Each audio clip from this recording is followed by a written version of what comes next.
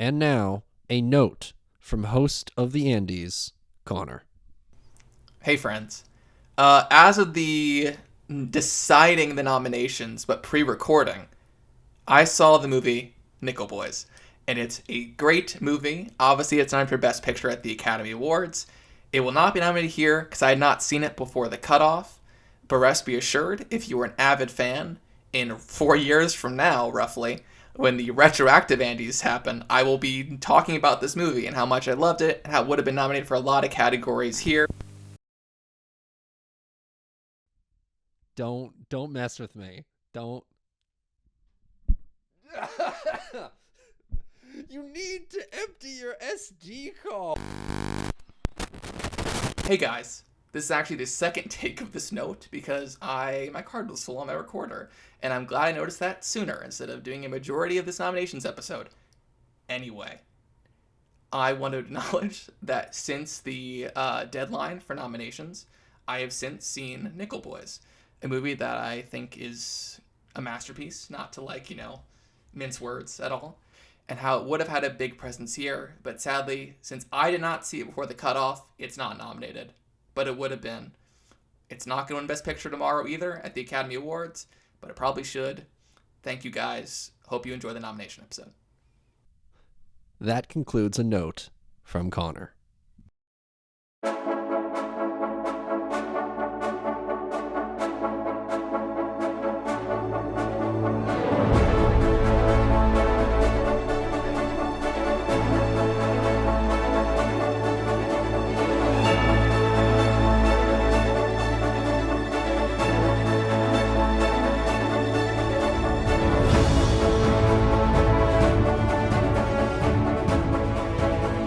Howdy. Howdy, Dan. We're here again. Again. Second take. The second take. Welcome all who are listening, and welcome Connor. We are here back with the 6th annual Andes. 6 years. Our little award shows going into first grade. Wow. Very exciting.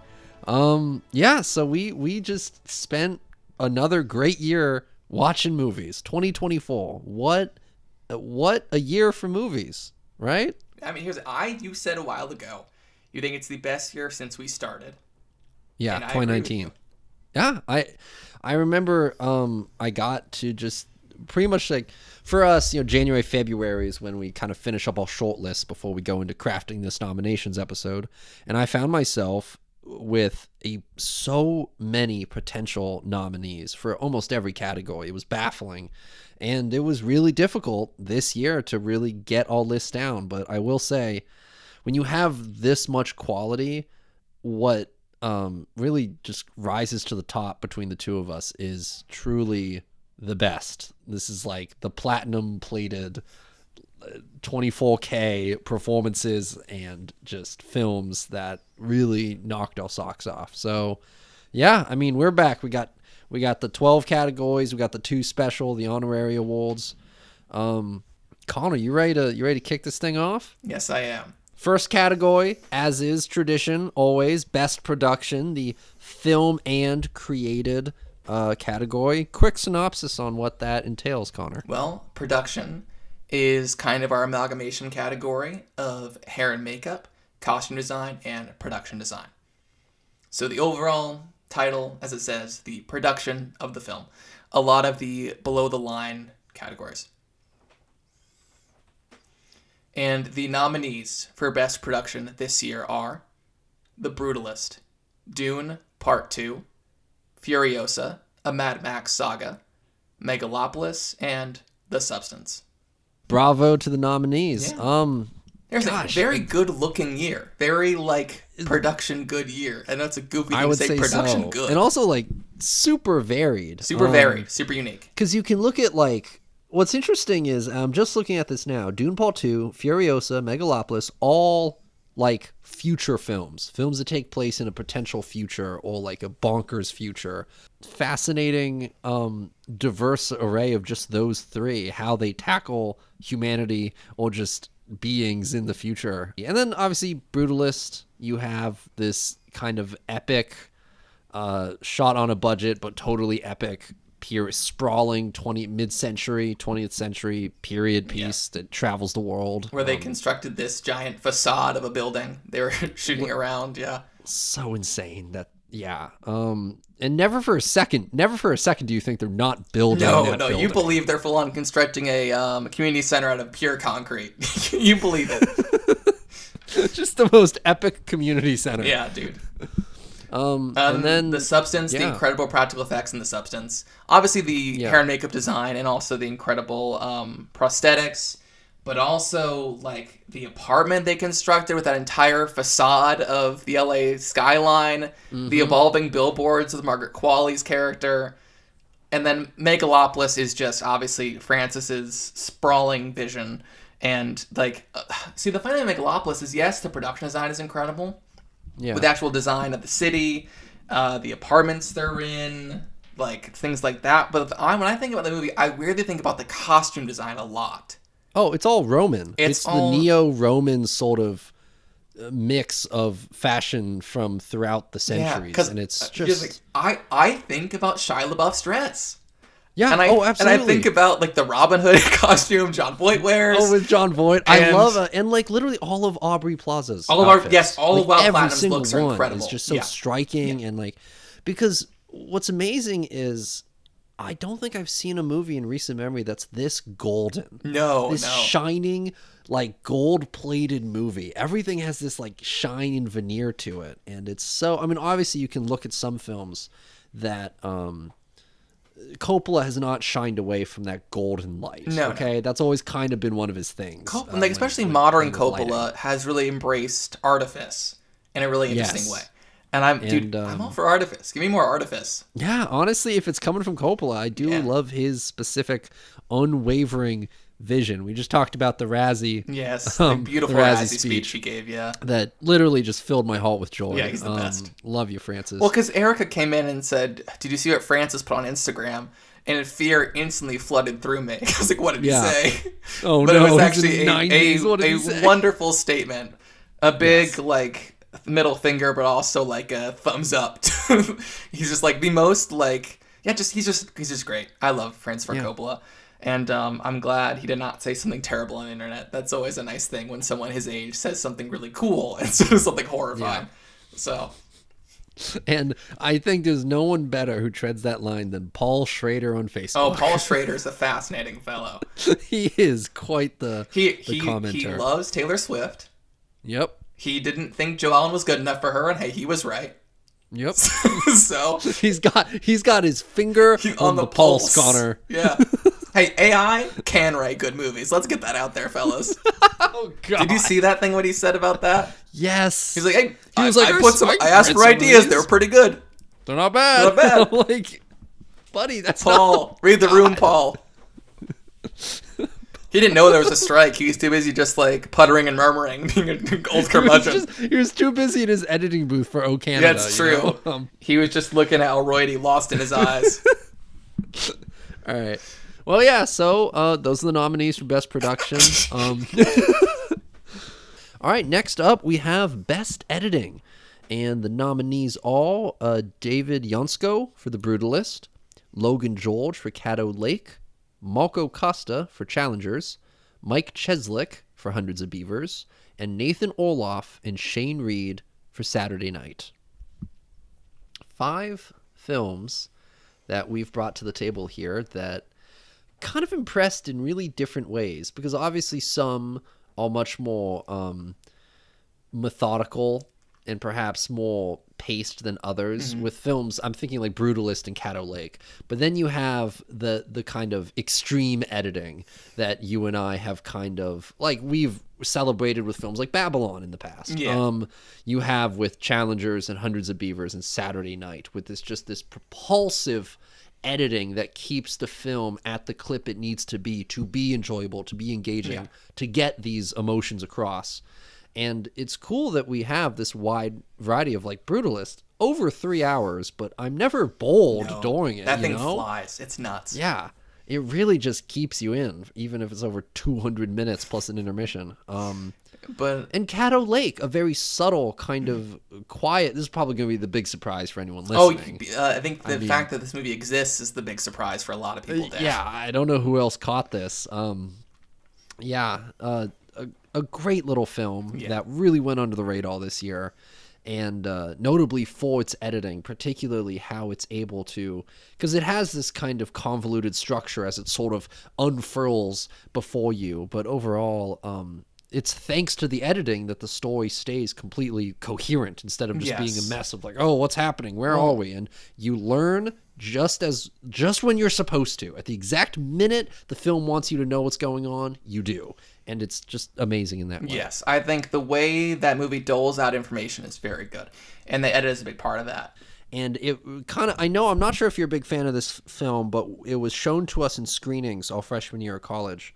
What's it called? Coherence? Yes, yeah. Yes. A film kind of in a similar vein, a little bit, where you're constantly thinking, what does this mean? What's next? What's happening, you know? Yeah. And it kind of gives you that sort of whirlwind in a similar way, but I think this one's way more effective. Yeah, I'm a big Coherence fan, too. Yeah. But, yeah, how both those films dole in information is incredible in this feat of the editing. And then, obviously, Dan, editing is all about pace. Yes. Which is why every film here is on the list, but like The Brutalist being 3.5 hours, not feeling its length at all, nuts. That's why it was a nomination for me. Yeah. And then obviously Challengers and Saturday Night, those movies are all about pacing.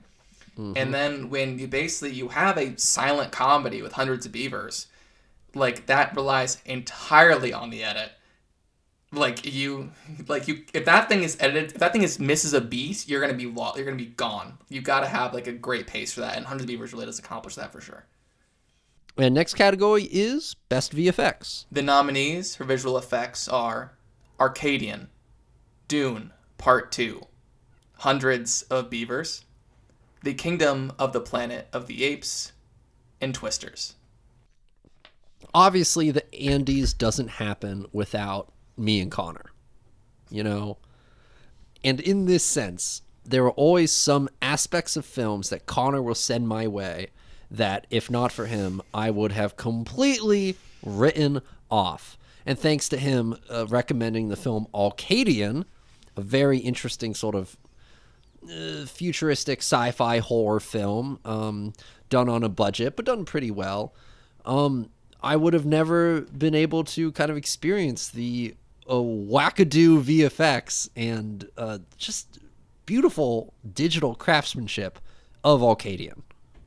It's an impressive feat, and I just wanted to thank you right away and recommend it to those, because I feel like that's the one people probably have seen the least out of these 5. Yeah, you know? Another movie like Caddo Lake, where the big surprise is that this movie exists in the first place. Yeah, exactly. But Arcadian, yeah, this little weird dystopian creature feature that could. Yeah, is yes. a great time, and yeah, I think the fact that creature design works at all, because it is the most unhinged nonsense. It's insane, and just when you think it can't get crazier, they find a way for it to get crazier. See what I'm doing right here?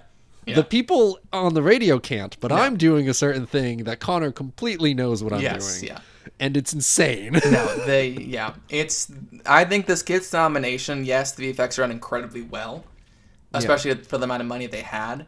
But just the pure ingenuity and creativity in going into the design of the creature, but how their powers develop and how they are personified is incredible. And Hundreds of Beavers is in this category too, and we'll talk about that in a second. But there are bits of Arcadian. The movie's very serious in tone, but there are bits with the creatures that read as the most ridiculous slapstick insanity, and it's horrifying. It's kind of Hundreds of Beavers-y. Yes, yeah. There's this, what I'm doing with my hand too, showing down, is some of the most nuts stuff I've ever seen in a movie. And I recommend Arcadian 1,000%. I need to get that Blu-ray. The Blu-ray is really cheap if you just want to blind buy it, guys. It's worth blind buy. It's like $15, but it's also on Shudder. So if you want to Shudder and watch some Arcadian, go for it. But then just to run through the other nominees really quick, because like obviously, Dune Part 2, Dune has great special effects, epic VFX feat of this year. a absolute treat to watch, especially this part being the more action-heavy half of the Dune story. I think Denis and his VFX crew really stuck the landing. Yeah. So bravo. We had to put it on there. And then Hundreds of Beavers, very unique VFX too. Obviously, very limited budget.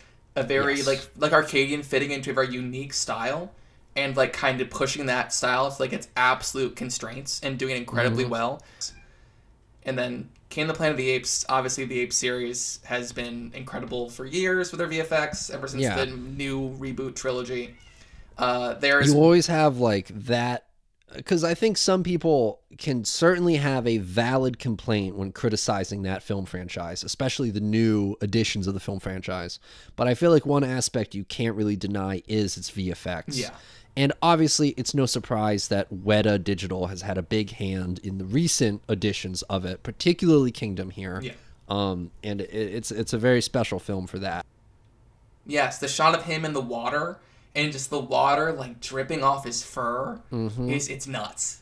It's insane. It's like, this is one of the main reasons why I am waiting for Peter Jackson to do not another Lord of the Rings or Hobbit, but something like another like fantasy, like a Lovely epic, Bones. Yeah. Oh, you know, great movie. I love Lovely Bones. Like something like Lovely Bones, where it's like it's VFX heavy, but Weta, he is. I mean, obviously, Beatles Get Back. We've talked about this. Yeah. He's even taken home the Andy for it.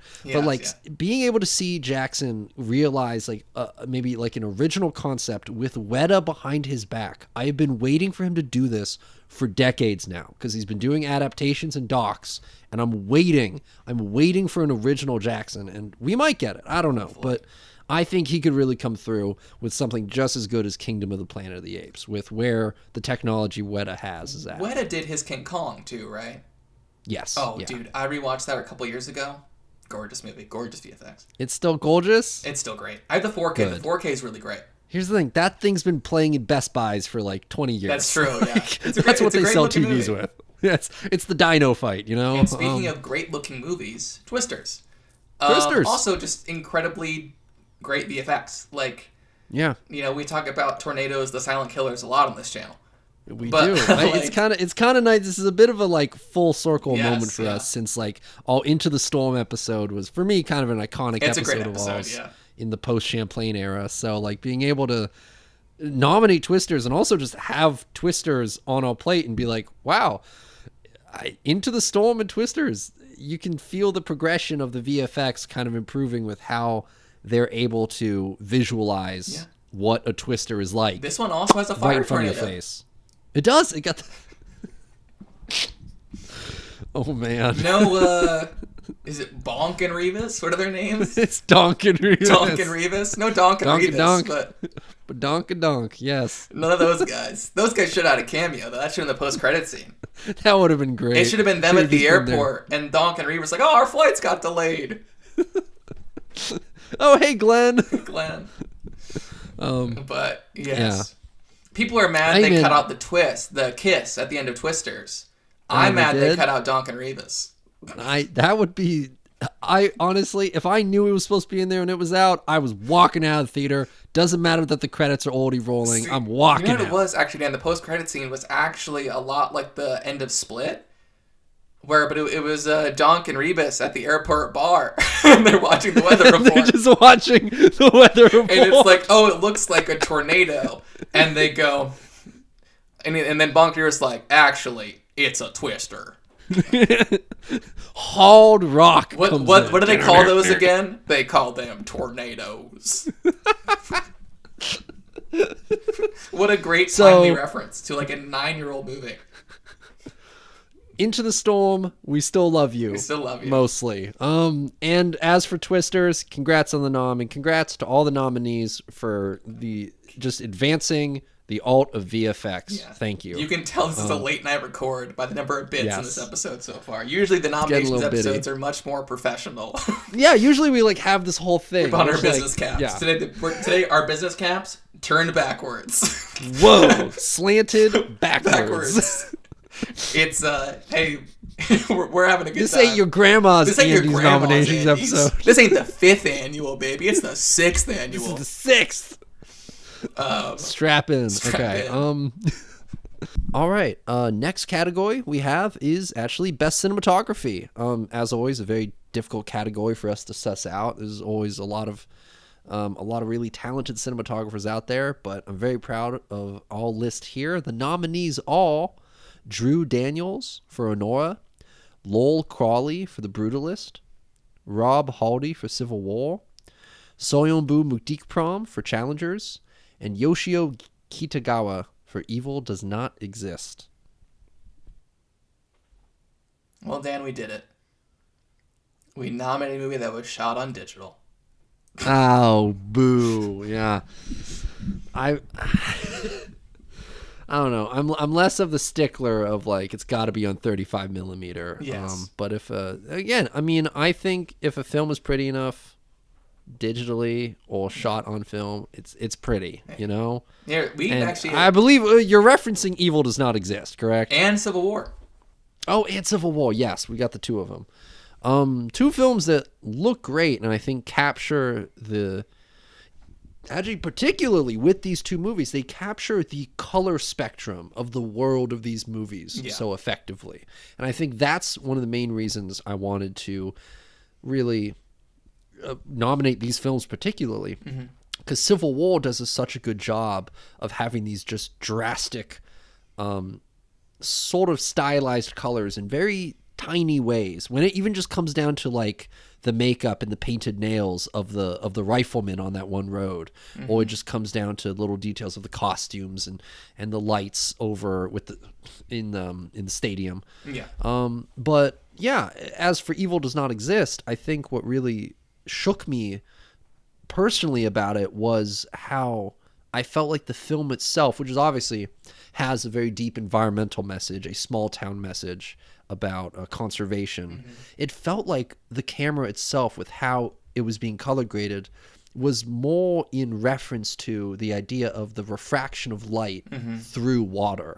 This shimmery sort of rainbow spectrum that we're given through water, and how the light lands on all the natural this might scenes sound we have. goofy, but it felt almost like earthy without being like in muted browns or like, you know what I'm talking about? Like, it felt like it's like an extension of like the light. I know what you're saying, everything is the light coming through the camera, but it feels like it's like more the camera itself is a prism reflecting light back out. If that makes sense. You know what I'm talking about? And it's just, it really is stunning. And it's why, another reason for those who haven't seen the film, I will not spoil it, but that is another reason why the ending couple of scenes really affect me emotionally when I'm reaching that point and we've reached these certain palettes of color that kind of reveal itself as sort of the final act of the film. And it is very emotional, and it is really just kind of an epic watch for that, despite it being so a very low-key personal, movie. It is a very low-key movie.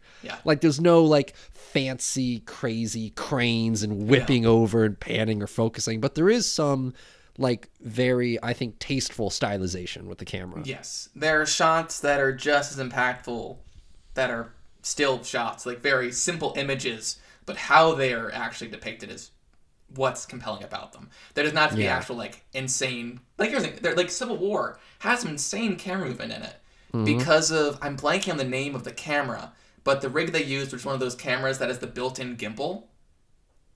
Oh, have you seen that's one of those not things? like it's not like the new Reflex thing, is it? It's not that one. Hold on. Is it a Sony camera? It is a Sony camera. Give me a half. It is a second. Sony. Okay. I think it's a go Sony. for it.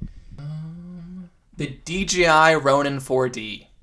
Oh, I don't know that one. It is a nuts-looking camera.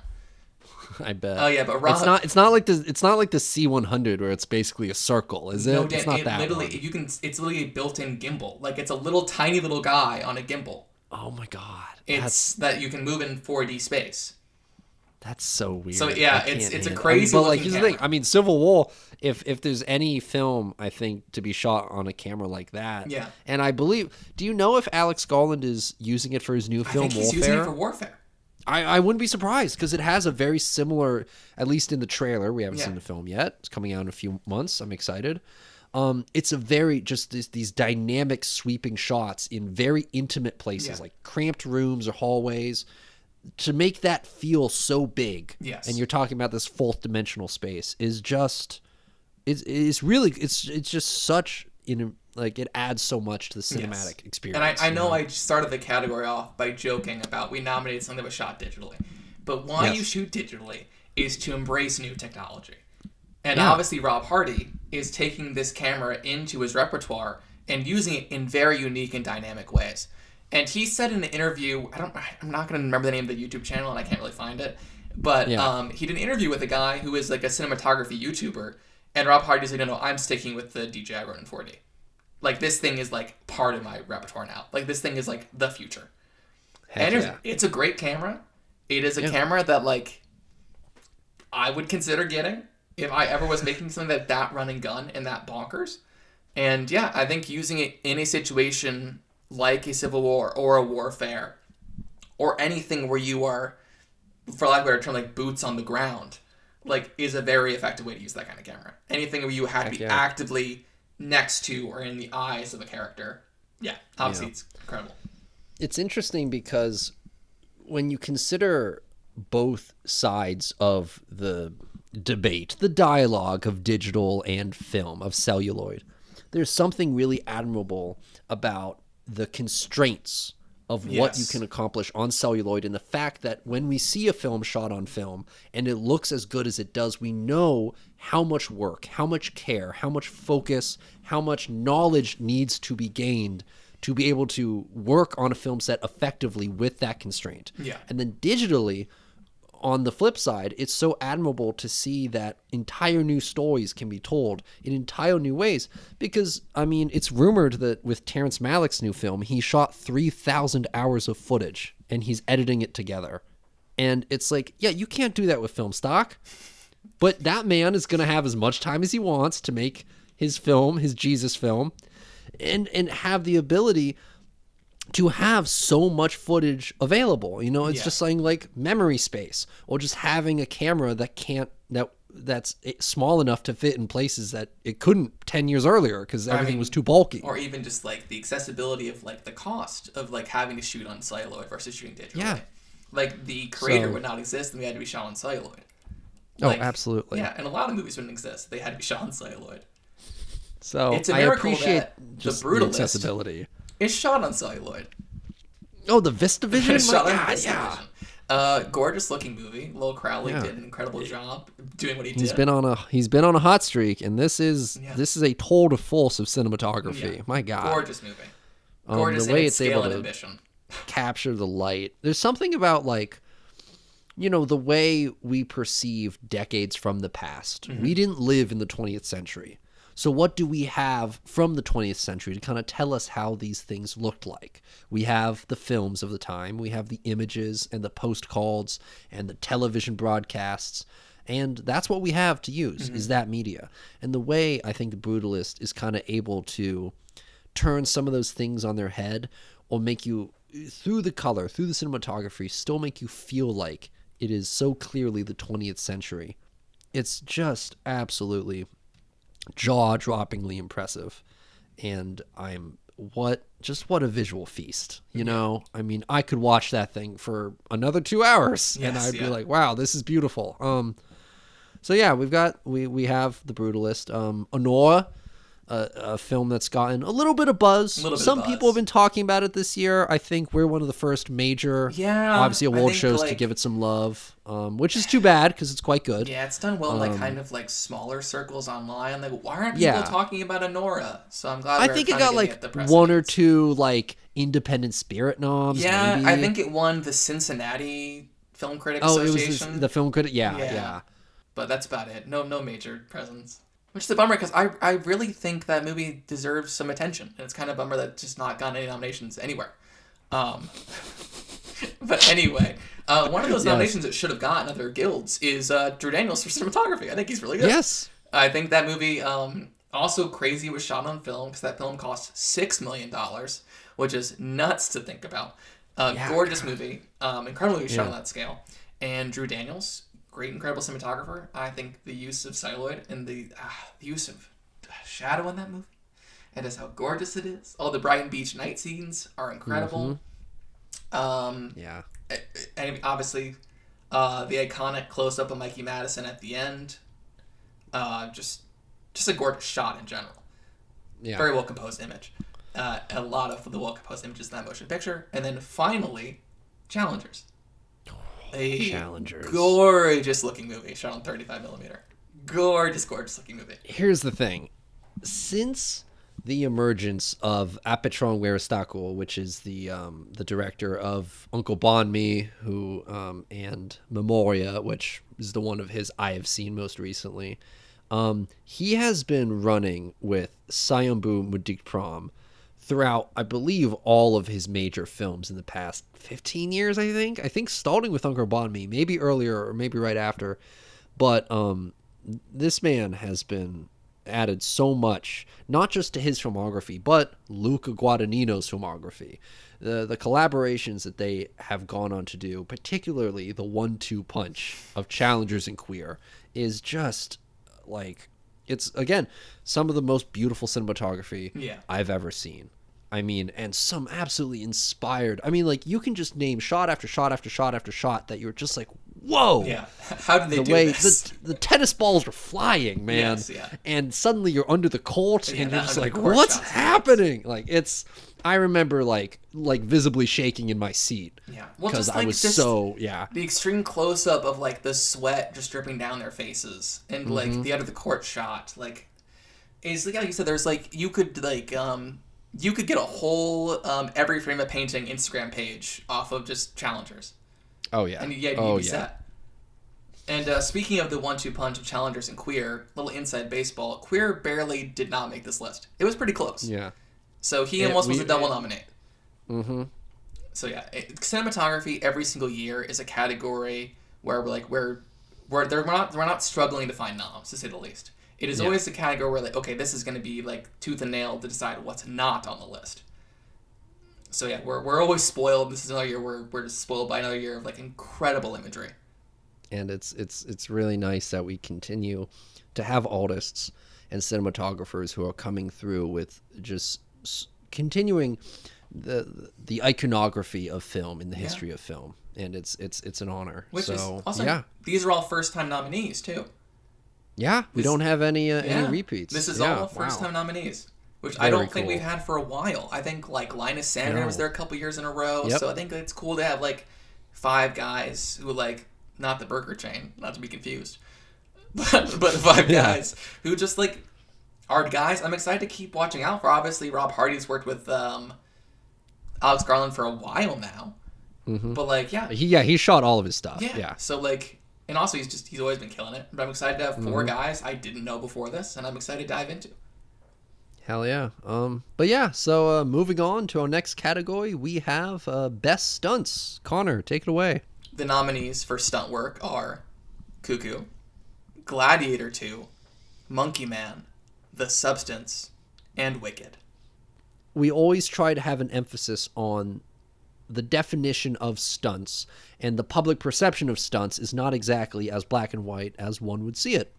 And all of these films, I think, reflect that really well. You have the fight choreography of Monkey Man, but then you have the dancing and choreography of Wicked. You have the horror stunts of The Substance, and of the gladiatorial fights of Gladiator 2, and then the survival stunts of Cuckoo, particularly in the third act. Yeah, the third act where it just becomes like a stunt showpiece for a little bit. Exactly. A lot of bookcases falling down. Very A lot of books need to be reshelved. Because with a lot of great stunts, and I have found this to be true in all years of watching movies, some of my favorite movies that incorporate stunts are the ones that never allow you to lose your spatial reasoning around a scene. So like with that sort of bookshelf stunt scene in Cuckoo, you always know where everyone is. So visually, these stunts are set up for you to understand where all the players on the chessboard are moving.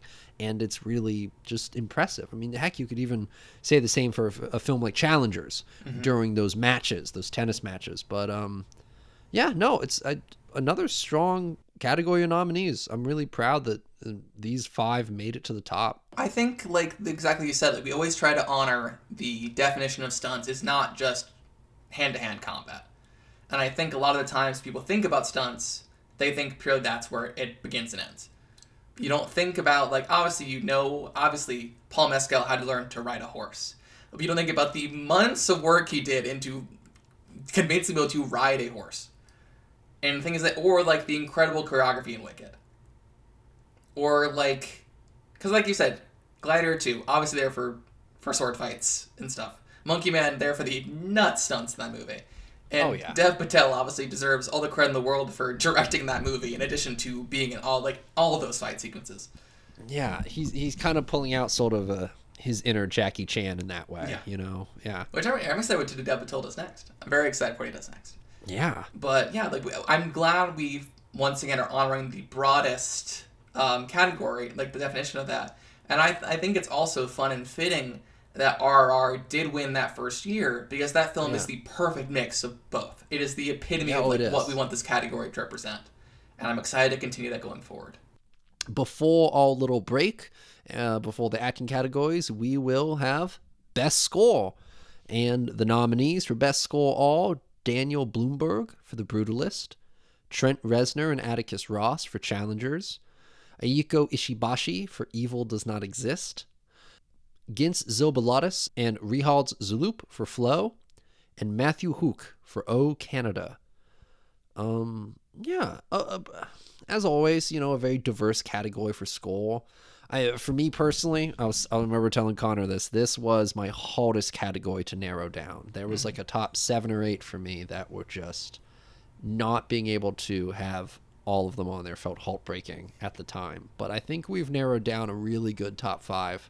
Running the gamut. I mean, to start off, just Trent Reznor and Atticus Ross have had such a run of soundtracks and scores, and with Challengers, it is no exception. It is, in fact, yet another peak for them, and the only word I can use to describe it is thrilling.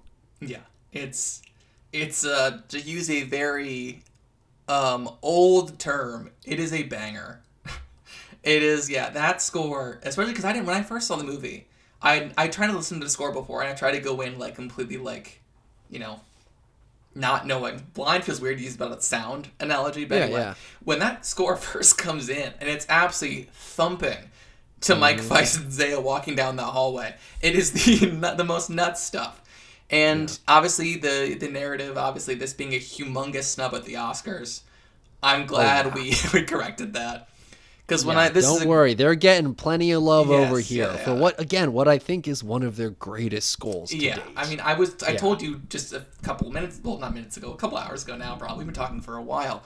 But I watched the Social Network 4K today, and the mix is incredible in that. And the rowing sequence with that Trent Reznor Atticus Ross score absolutely bumps. It's nuts. And they're guys who obviously just have a very great understanding of, sonic arts and know how to, like, thrill you to your core with music. And they do it in every single time that score ramps up on Challengers. Yeah, no, I mean, the best scores always feel like a second language in a film. And if there's one film that defies that and makes the score the first language, it's Flow. Yeah. Because the music in Flow is the language of the film. It is the words when the characters have no words to give us. And it fully shapes the emotional arcs of, like, every character with this beautiful precision, that's able to just craft this amazing film experience, So, I mean, Flow, another great feat. And another kind of electronic score as well, because we tend to also have a lot of diversity of classical instrumentation, like The Brutalist, that sort of classical score that you don't hear as much on an epic scale like this, and then all electronic scores as well, and O Canada, which is the first kind of one of our folksier scores that we've kind of included here. Also one of the it's the first, like, lyric heavy one, I think, too. It is, because Matthew Hook actually reinterpolated some of his older works to make O Canada versions of some of his songs, along with his original stuff for the movie. And it's really interesting how he kind of, again, reinterpolates his music.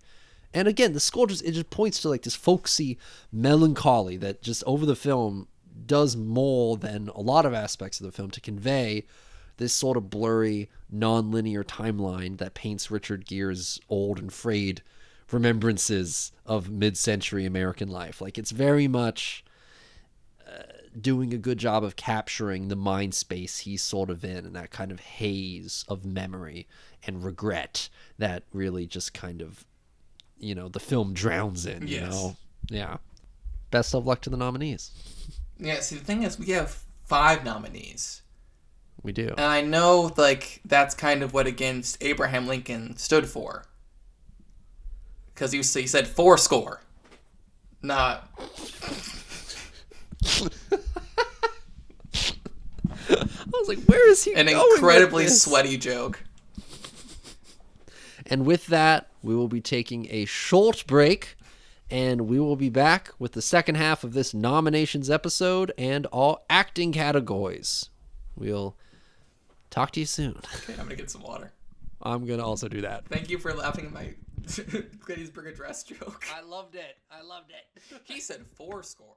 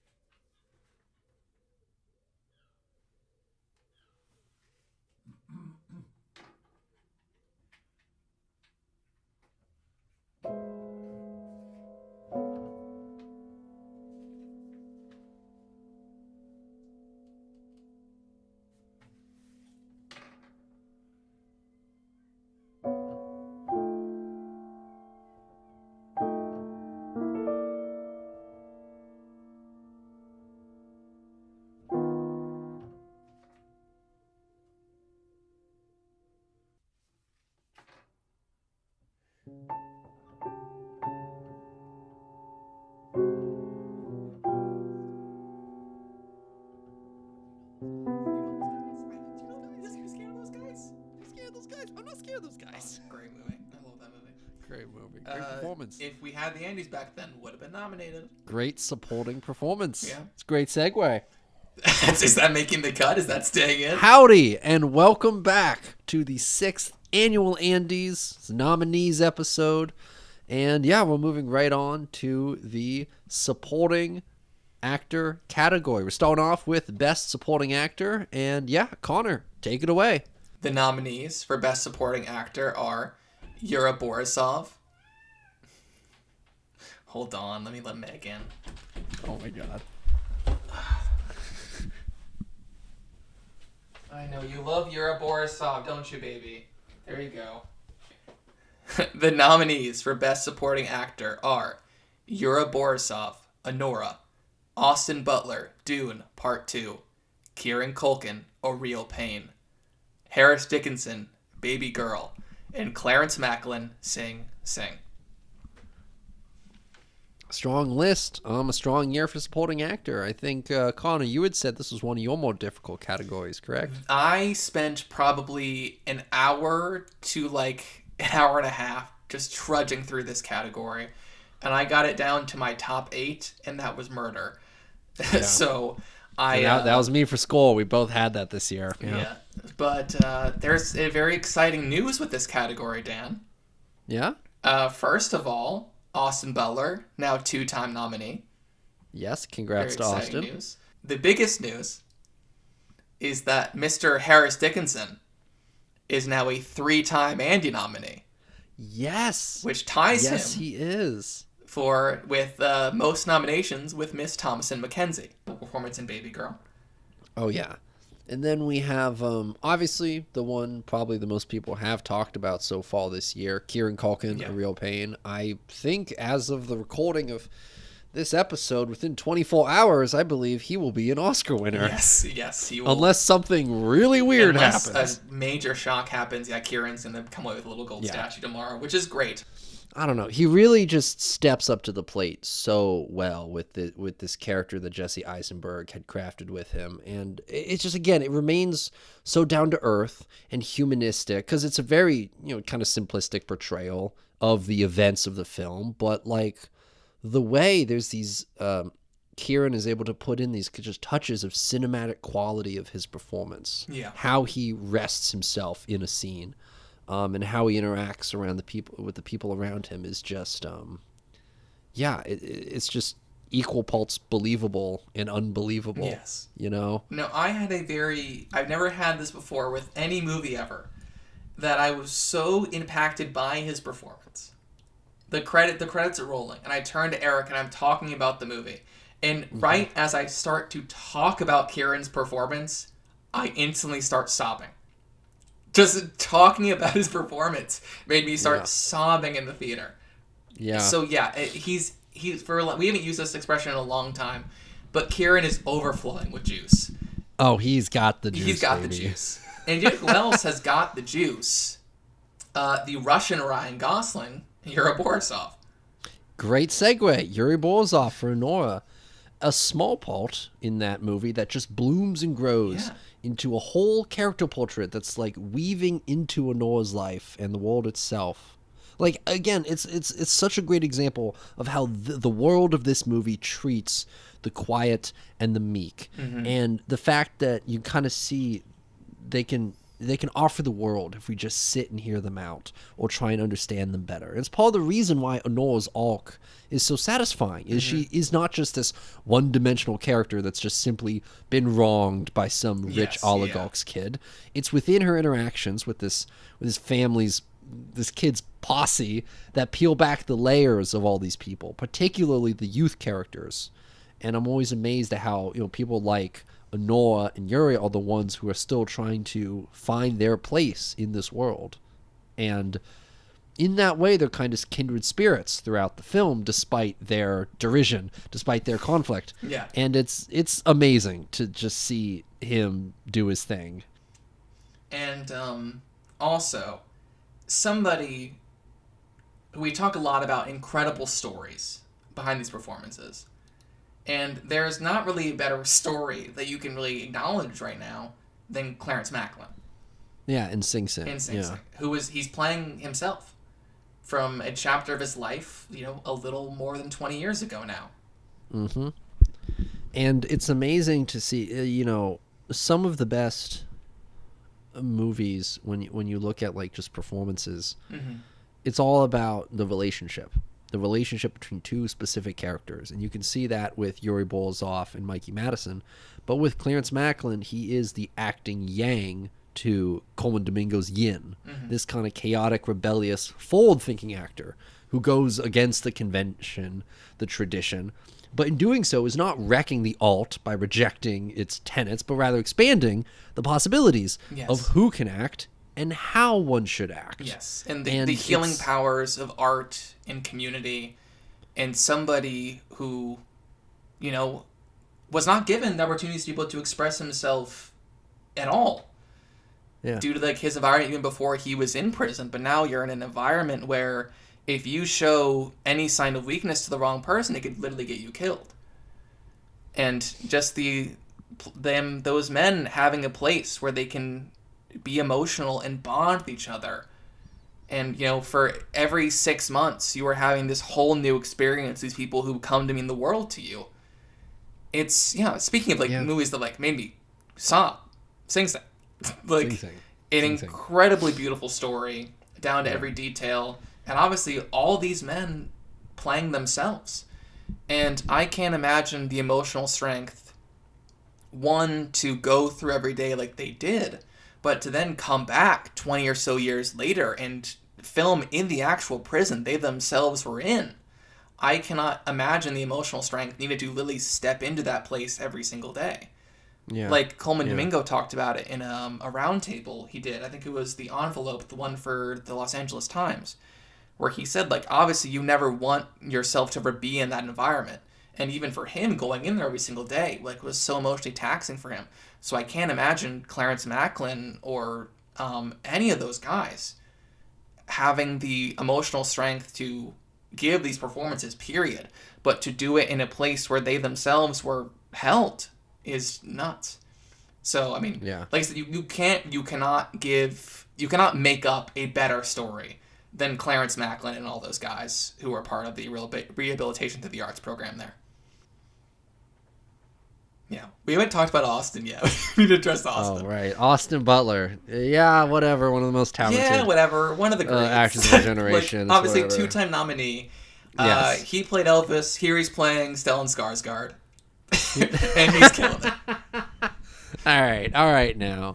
He has one of the most physically engaging performances of the year. Yes, and he it does. further proves Austin's dedication and range when it comes to the characters that he chooses to bring to life, you know? Yeah, no, he and is it's like there's one of the most like physically dynamic actors working. And it helps that before he played Elvis, the guy whose physicality was one of the like most iconic parts of American history at the time. And I do feel like, I mean, as we go through Austin's career, there's a great chance people will continue to look back at Elvis and see that as a huge stepping stone for him in the process of finding his voice as an actor.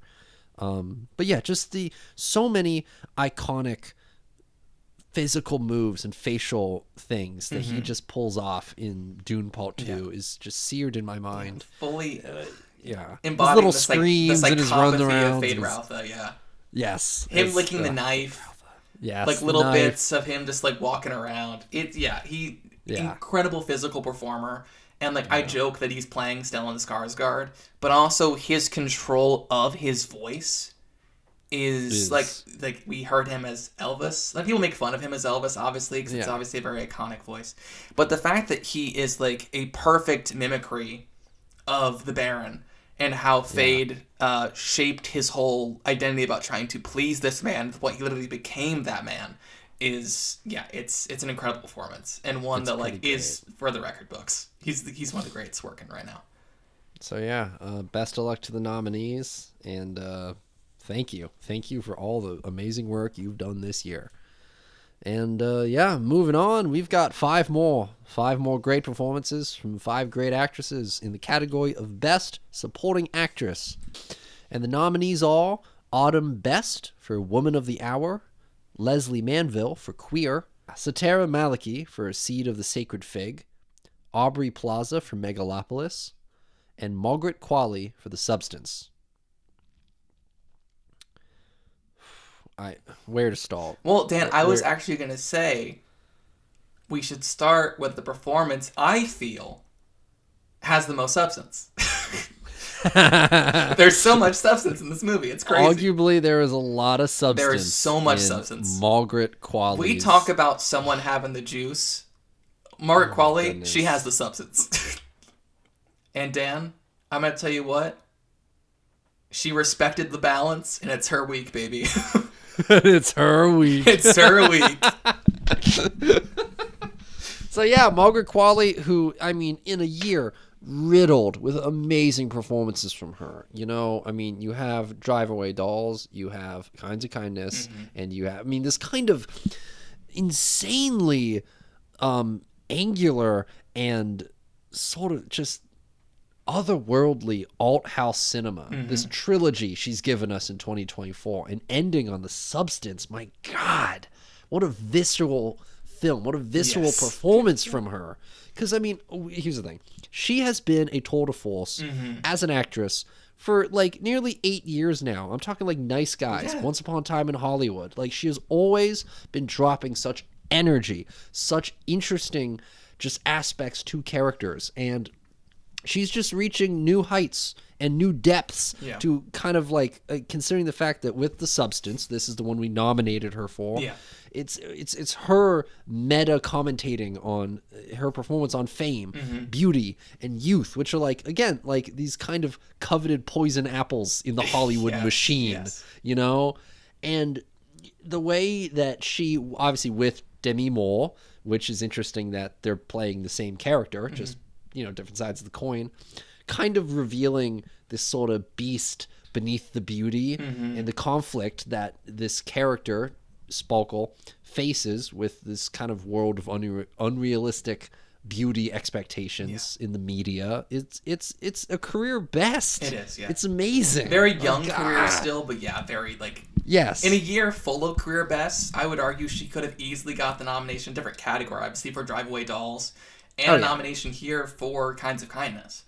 I think she's someone who's, like you said, constantly impresses, but in a year where she probably delivers like 3 of her top 5 performances, maybe. Like, Yeah, I mean, honestly, probably. She really, yeah. I mean, hand it to her agent, man. yes, yes. Got her on some good Her movies. agent deserves that 10%. They're really working hard for that my 10%. God. But yeah, obviously Margaret Qualley, amazing that we got the chance finally to nominate her. Yeah. This is a first one of an actress we've been loving her performances for years now. And another also Aubrey Plaza for Megalopolis. yeah. Very happy that she's in here. Because it's a very kind of schlocky yet melancholy and nuanced performance from Aubrey Plaza. Because the thing about that movie, about Megalopolis, yeah, is obviously there's a lot of very unique, dynamic characters doing a lot of unique and dynamic things. But I leave that movie feeling this like deep sympathy for WoW Platinum. yeah, Like, you see her as this figure who is so controlled by the narrative around her, and like her need to have this kind of standing in her community, and to like have like, she's somebody who cannot have the person she loves, so she marries the money. And she's someone who is driven by that need to be seen and to be successful. And I'm gonna misquote it here, but when she's asked by, I think it's I don't know if it's the Dingbat News reporter, I don't know if it's Romy Mars or not, but she's asked by somebody, like, is WoW Platinum your real name? And her response is like, no, it's something I saw on a billboard.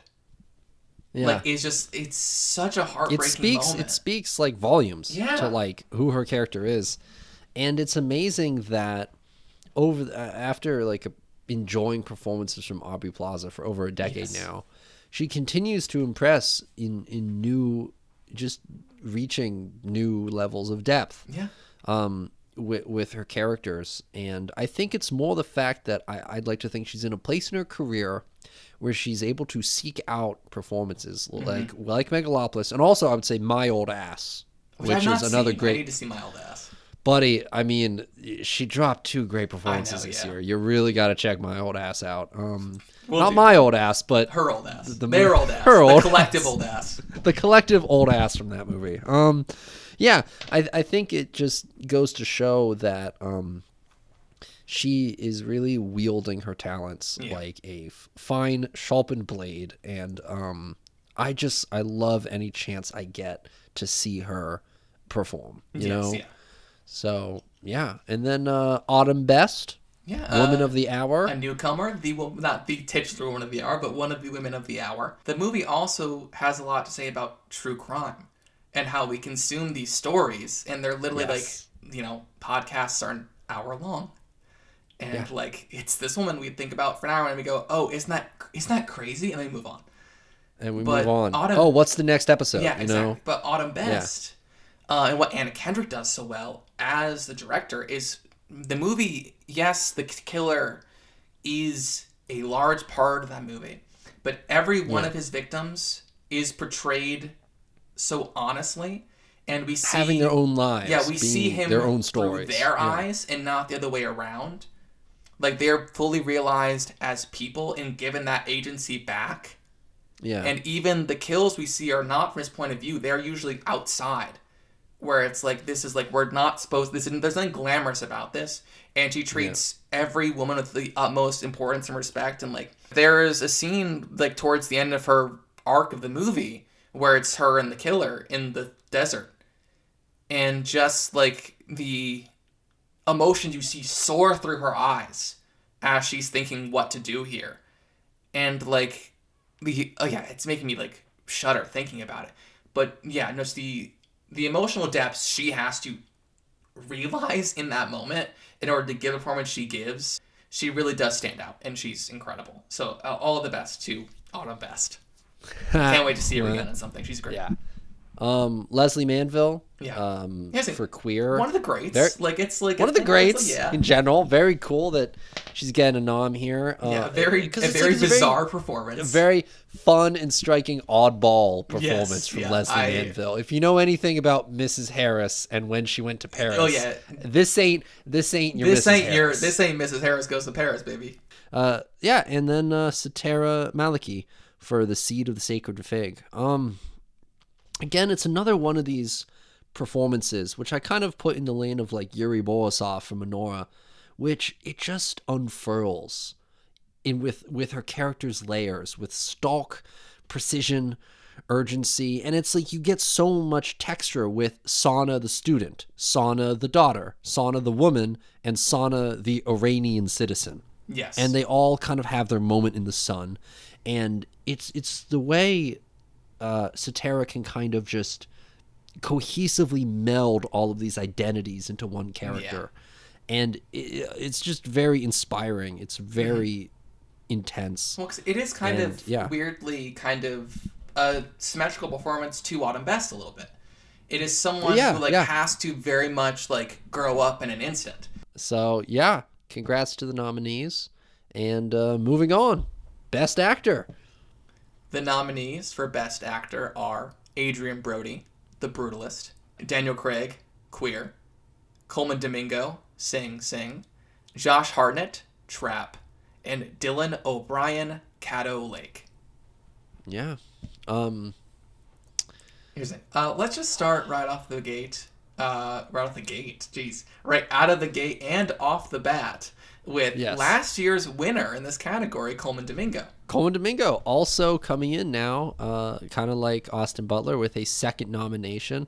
And we were literally talking about the film Sing Sing at the last Andes, being like, that'll be interesting to see. This is the new film that Domingo's been working on. And yes, the critical breakout of Coleman Domingo continues. Yes. It's a heartbreaking, uplifting performance. I mean, my God. Yeah, man. no, we talk a lot about previous categories, people embracing emotional honesty and just like coming to terms with like a situation that is so beyond their control. Obviously, with Divine G being falsely accused of murder and being put into the situation where he literally is confined, and not just like, I mean, Divine G as a person obviously is a beyond beautiful soul and figure, and Coleman has such a deep emotionality, like we saw with Rustin last year and we saw with 1,000 other performances in Amazing Career so far, that he is able to unlock, and it just seems so effortless, and like you don't hesitate for a second to believe that he is this man and he has felt this pain, but also the immense kindness in his own heart to go out of his way, one, to form this theater program to enrich in the lives of people who he's imprisoned with, but also him going out of his way to actively seek parole for Clarence. Like, he is someone who like cares so deeply with other people and does not let this horrible life situation define him or tell him who he is, and he can be whoever he wants every single time he steps onto that stage. An incredibly powerful movie, an incredibly powerful performance.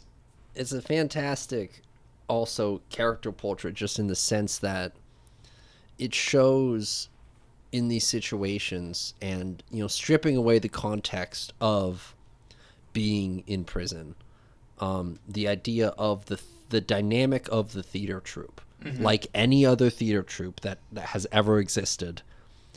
Strong personalities are butting heads. Yes.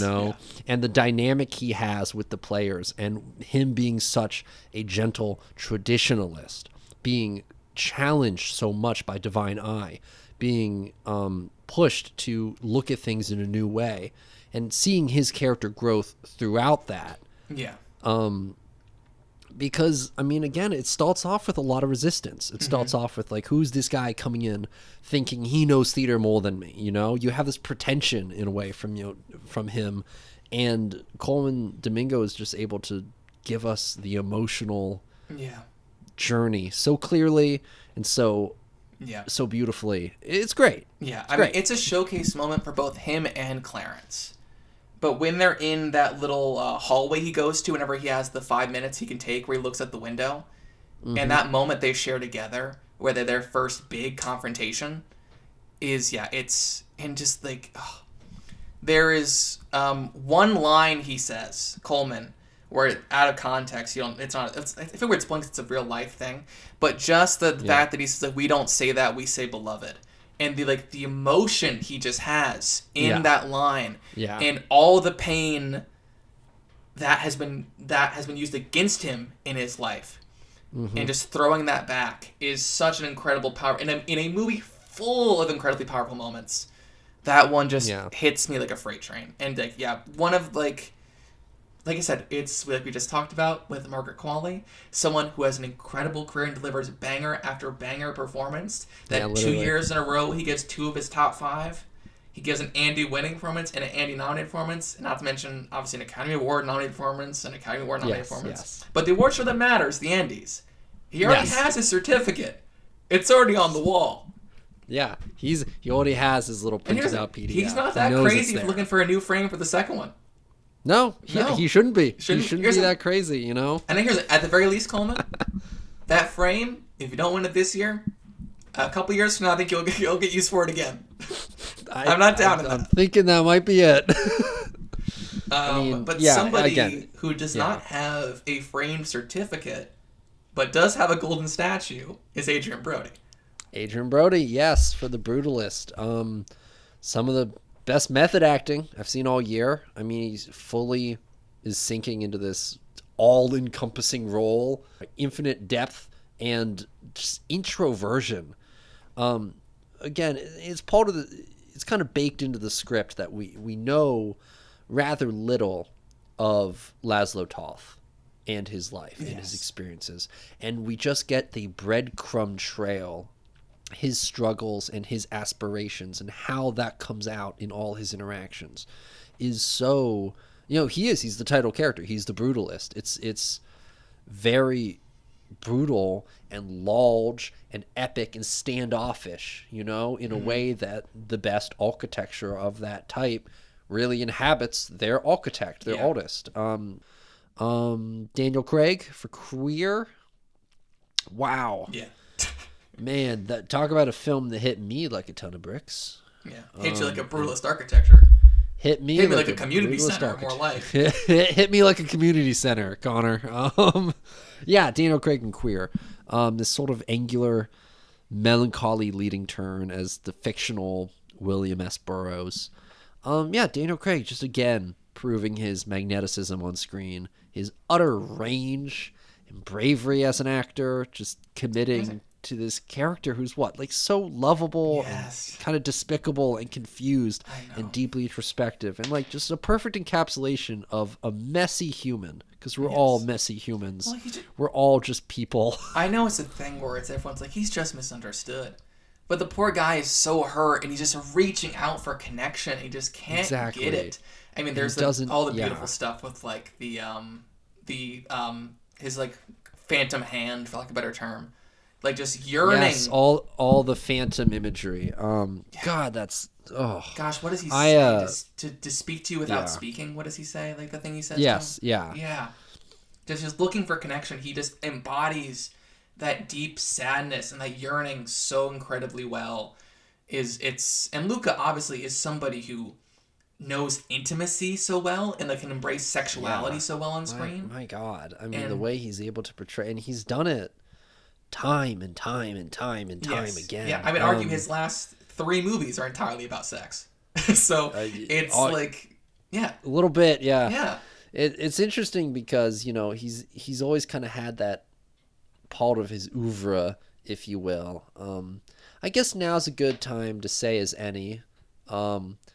Luca Guadagnino is probably my favorite working director alive. Yeah. Not that there are any working directors dead. But he is with Challengers and Queer. He has solidified his place essentially as my number one. I don't know another director who, since Call Me by Your Name, with Suspiria, Bones and All, Challengers, Queer, has now done the coveted 5-movie run. Yeah, it's true. The 5-movie run that Hitchcock achieved in his prime, the 5-movie run that Coppola was so close to in the 70s. He was one away. What was the miss? What was the miss? I mean, people would say One from the Hall.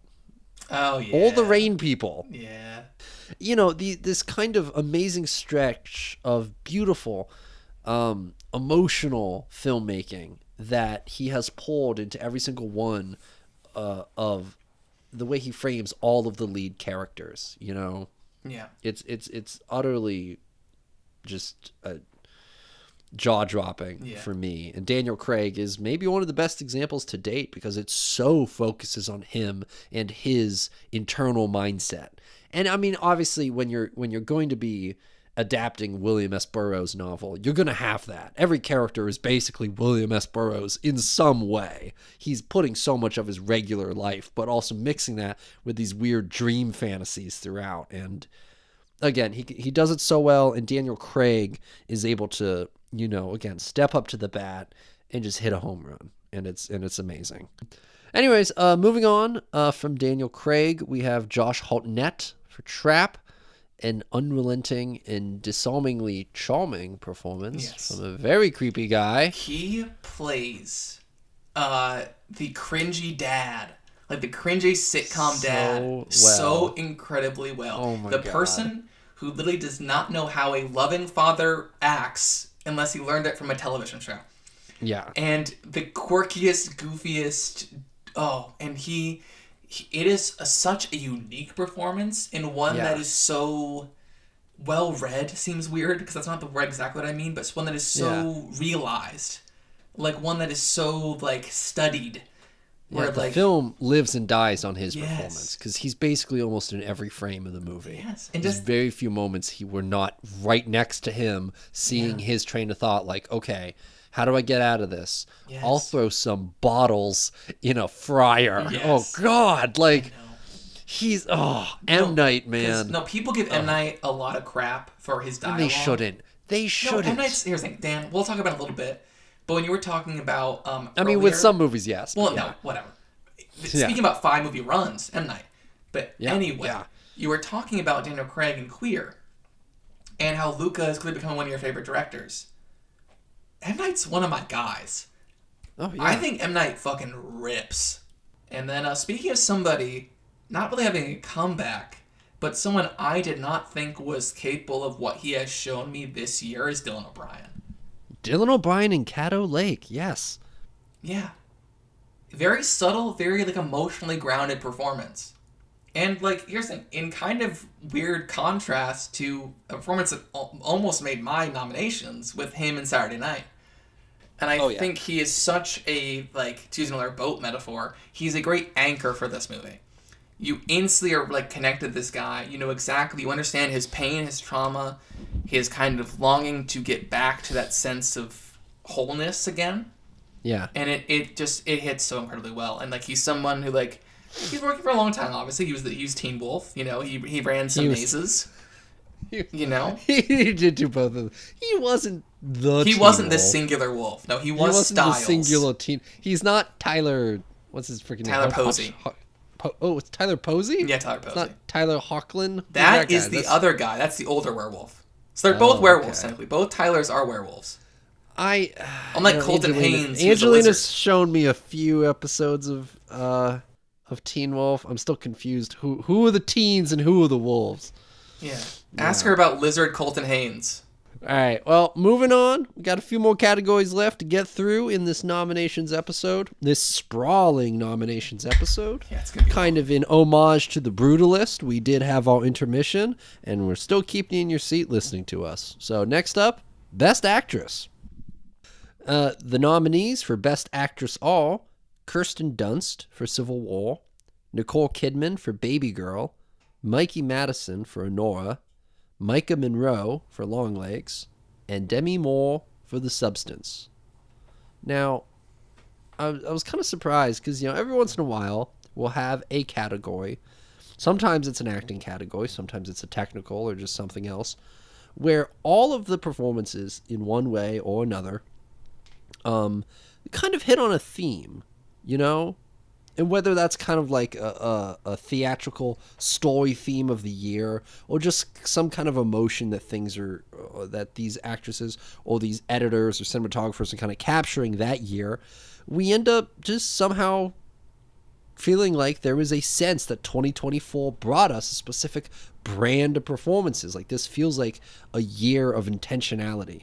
And I feel like each in their own ways these actresses gave very brave performances. Each one kind of tackles, whether it's off screen or with the character itself, some sense of bravery.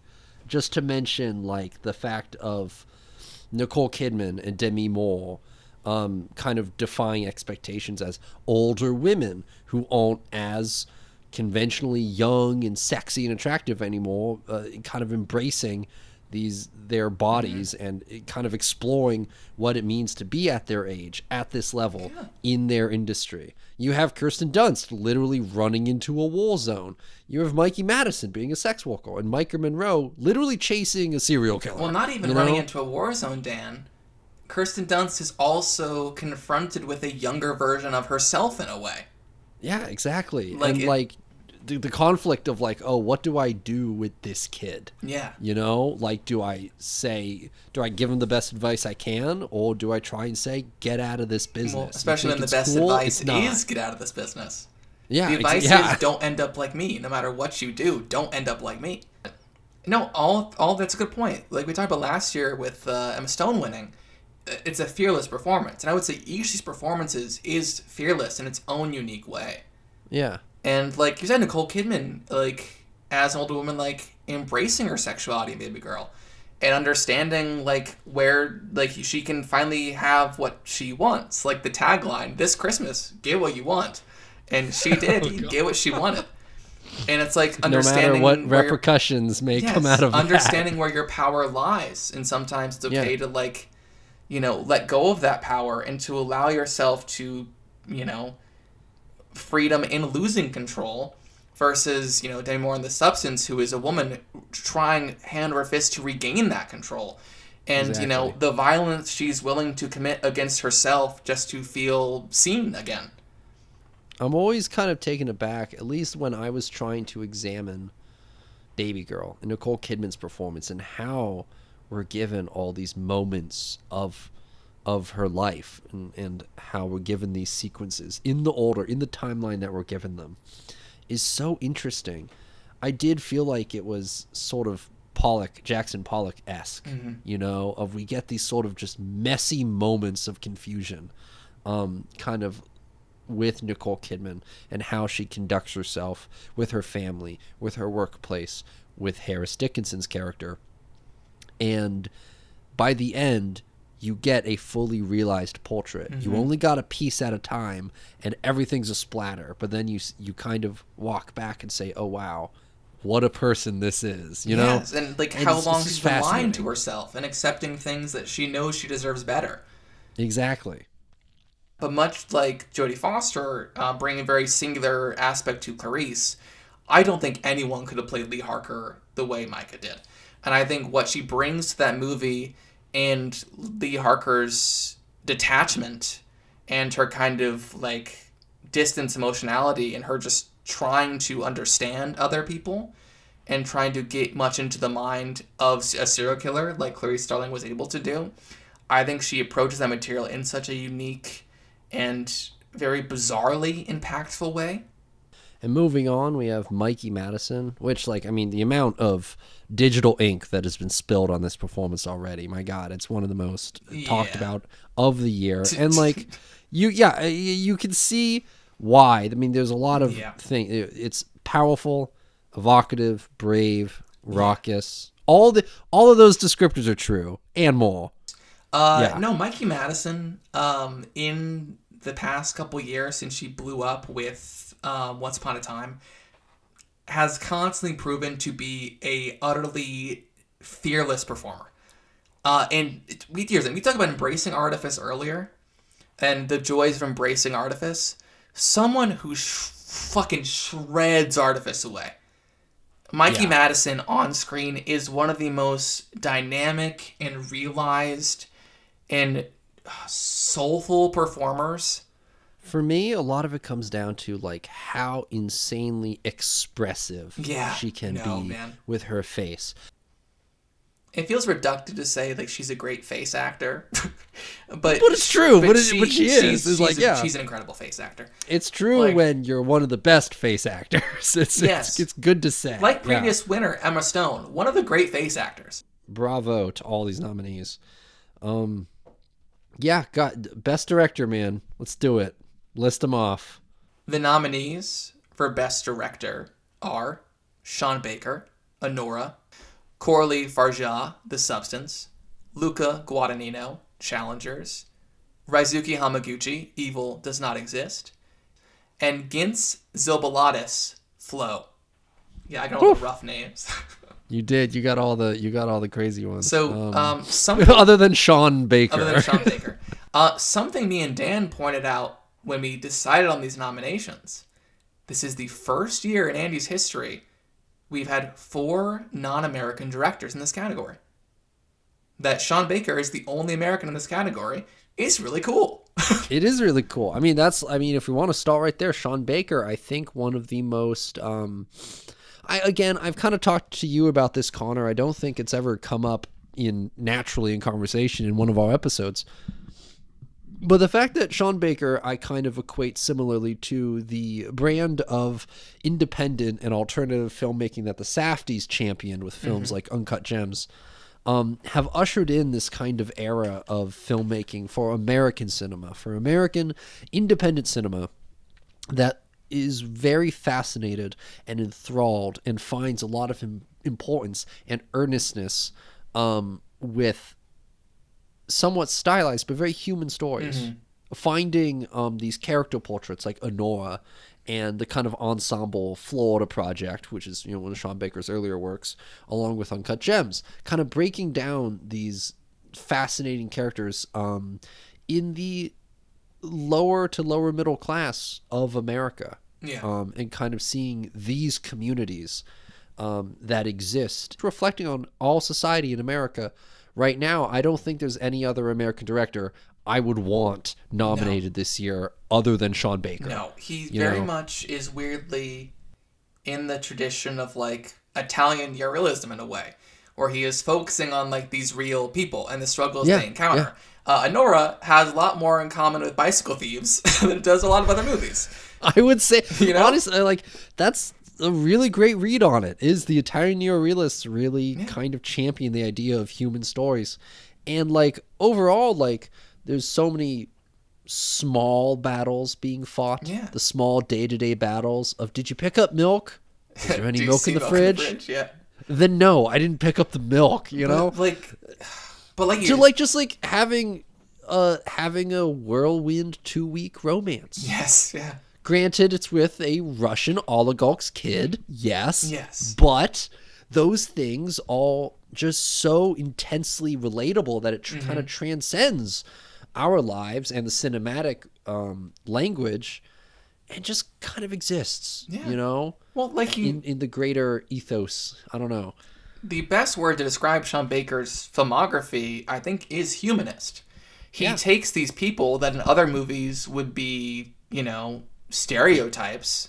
Or like the side characters that the movie stall walks by in one scene. Well, here's the thing. Or it's like here with Anora. Oh, she's the stripper. She's the air quotes wisecracking stripper. But here he gives her such an inner life and a depth. And with Igor, he's like the hired thug, He's the muscle. He's the muscle. He's like the very quiet, brooding, heavy. But he has such a life to him, and that we get fed that through taking the time to actually know these people. And it's beautiful. Yes. And then Coralie Farjah for The Substance. Yes. The French director coming through with a scathing indictment of beauty standards in Hollywood. If I want to put if I want to do the little article title for you, there it is. I am not the tagline. As big a fan of The Substance as majority of people are. I like the movie quite a bit, but when I was looking, but I don't love it. There's big issues. I need to do a rewatch. Yeah. But when you watch that movie, you're struck by 1,000 things, but more than most, I would say, outside of even the performances by these two incredible, obviously Andy-nominated people we've already talked about with Margaret and with Demi, but you are struck by the vision. You are struck by, this is a singular piece of work. that only Corley Farja could have made. I think one of my favorite things about being able to do the Andes with you is it gives us a chance to vocalize, and it kind of forces us to sit down with each other and vocalize what we love so much about movies. The fact that the nominations is just us gushing. It is. You know what it is? It's us just kind of be like, everybody's got the juice. Oh yeah, you know. Yes. This is such a great moment for us because it is cathartic in the way of sometimes it's really easy to forget what it is about movies that are so evocative and powerful and important for us and all of those who love these stories that we get to experience. Yes, I would also. Funnily enough, with Substance also being a huge, audience success, I think Challengers is weirdly, the most accessible movie on this list. I think Challengers is just a blast. And, he has found a way to make this, very impactful, emotional story of, these three people whose lives are so weirdly intertwined. And just making it a fucking blast. We were hooting and hollering in the theater. like bouncing in my seat at the final match. A tennis ball being in the middle of a racket sent shivers down my audience. Insane. Yeah, heck yeah. So yeah, those all our nominees for Best Director. Each one in their own unique way, I think, has really proven themselves to make some of the most salient cinema of the year. And all that's left is one category. Best category, Picture. Yeah. And, we have 9 nominees for Best Picture. I say we just run through them one by one. I guess back and forth. Are you going first or am I? I'll go first. Okay. All right. And the nominees for Best Picture at the 6th Annual Andes All, Honora. Baby Girl. The Brutalist. Challengers. Civil War. Evil Does Not Exist. Flow. Queer. And Sing Sing. Yeah. And great slate. That's it. To be honest, I don't have anything to say about these movies that we have not already said. Other than the fact that all of these movies, for lack of a better term, fucking rip. They rip. This has been we're not going to talk about each one individually because honestly we could be here for an hour and 40 minutes probably. We could, but these, as you've heard, the way we've gushed over the past almost hour and a half probably in this final cut it's going to be. Each of these 9 films have proven themselves to be iconic, long-lasting statements in cinema.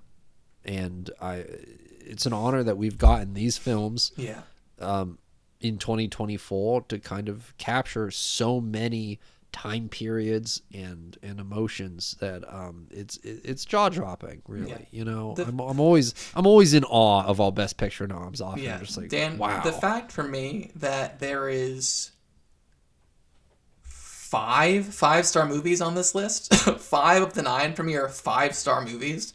Yeah. That literally even the 4.5 and the 4, I don't got much negative things to say. My only issue with the 4-star movie, I think it's a little slow in the third act. That's about it. Yep. But no, this has been probably the best year of movies. Maybe even better than 2019. I think maybe this is the best year for movies in a long time. Yeah, at least in the last... At least in the last it's pretty 5 years, easy to say, minimum. At least in this decade. Yes, in the 2020s for sure. Yeah. But yeah, so these all our nominees. Yeah. All the categories. Obviously, we did not mention the Thompson McKenzie or Andy Serkis Awards. Those will be presented at the winners episode in a few weeks' time. And we are just as excited to be reunited in Indiana for the 6th live together in person winners episode recording. I think maybe one of my favorite episodes just from the record. Yeah, I think this is pretty great. So I was a little nervous going in. I was worried late at night I wouldn't have the energy, but no, baby, we got it. Yeah, we've still been going. I love it. My laptop hasn't died yet. Yeehaw. 13%. That's right. Yeah, I'm at 18. So until then, thank you all for listening. If you've made it this fall, yes, thank you. It means a lot. If you've made it this fall, comment I loved the intermission below, and we'll know that you really made it. Yeah. So from all of us here at the Film and Film Asterisk offices, have a lovely rest of your day, and you'll be hearing from us next time. Bye, guys.